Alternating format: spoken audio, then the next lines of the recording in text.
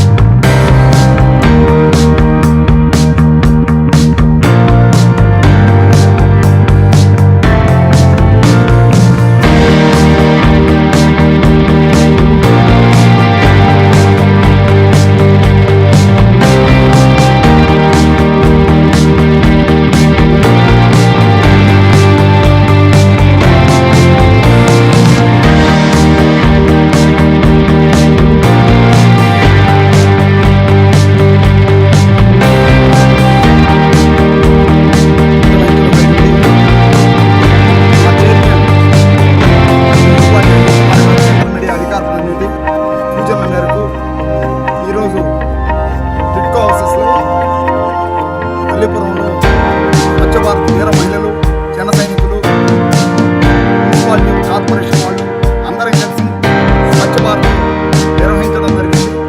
ముఖ్యంగా కూడా అభివృద్ధి చెందిన దేశాలకు నిదర్శనం స్వచ్ఛ భారత్. ప్రతి ఒక్కరు కూడా దేశాన్ని ప్రేమించాలి. దేశాన్ని ప్రేమించినప్పుడే మన చుట్టుపక్కల పరిసరాలు బాగున్నప్పుడే మనం బాగుంటాము. అందువల్ల అభివృద్ధి చెందిన దేశాలకు నిదర్శనం స్వచ్ఛ భారత్. అలాంటి తత్ప్రవర్తన కలగాలి మనలో కూడా. ముఖ్యంగా కూడా ఒక 1.5 hours 2 hours ఒక మంచి ఎక్సర్సైజ్ కూడా ఇది. ప్రతి ఒక్కరికి కూడా వ్యాయామం కూడా. ఆరోగ్యమే మహాభాగ్యం. ఆరోగ్యంగా ఉంటే ఏమన్నా చేయగలం. ప్రతి ఒక్కరికి కూడా ఆరోగ్యం కావాలి. ఆరోగ్యం కూడా స్వచ్ఛ భారత్లో ఒక భాగం. అందువల్ల ప్రతి ఒక్కరం కూడా జనసేన ఆధ్వర్యంలో స్వచ్ఛ భారత్ నిర్వహించాలి. ప్రతి శనివారం రూరల్ అయితేనేమి, టౌన్లో అయితేనేమి జనసేన ఆధ్వర్యంలో ఒక స్వచ్ఛ భారత్ కార్యక్రమాన్ని నిర్వహిస్తాము. మా డిప్యూటీ సీఎం పవన్ కళ్యాణ్ గారి ఆదేశాల మేరకు ప్రతి ఒక్కరం కూడా ప్రజలందరికీ కూడా అందుబాటులో ఉంటాం. ప్రజలకు సేవ చేయాలనే దృక్పథంతో ముందుకు పోతుంది జనసేన పార్టీ. ఆయన ఆధ్వర్యంలో రాష్ట్రాన్ని, దేశాన్ని కాపాడుకోవాల్సిన బాధ్యత మన అందరి మీద ఉంది. జై పవన్ కళ్యాణ్ గారు, జై. చెత్త వేయకండి, వెయ్యనివ్వకండి అనే నినాదంతో మన ప్రధాని నరేంద్ర మోడీ గారు 2014 సంవత్సరంలో స్టార్ట్ చేసిన స్వచ్ఛ భారత్ కార్యక్రమం. కోట్ల మంది భూమిపై వేసే చెత్తని 100 మంది క్లీనింగ్ చేయడానికి కుదరదు. మనలో మనమే అవగాహన తెచ్చుకోవాలి. మన చుట్టూ పరిశుభ్రమైన వాతావరణం ఏర్పరచుకోవాలి. చెత్త చెదారాన్ని ఎక్కడ వరితే అక్కడ వేయకూడదు అనే నినాదంతో ఆయన స్టార్ట్ చేసిన కార్యక్రమం. మీరు చేయండి. చేసిన 9 మందికి ఎవరికైనా మరొకరికి అవేర్నెస్ కల్పించండి. ఆ 9 మంది మరొక 9 మందికి అవేర్నెస్ కల్పించండి అంటూ స్టార్ట్ అయిన ఈ ప్రోగ్రాం ప్రపంచవ్యాప్తంగా పర్యావరణ కాలుష్యాన్ని అరికట్టడానికి ఎంతో తోడ్పడుతుంది.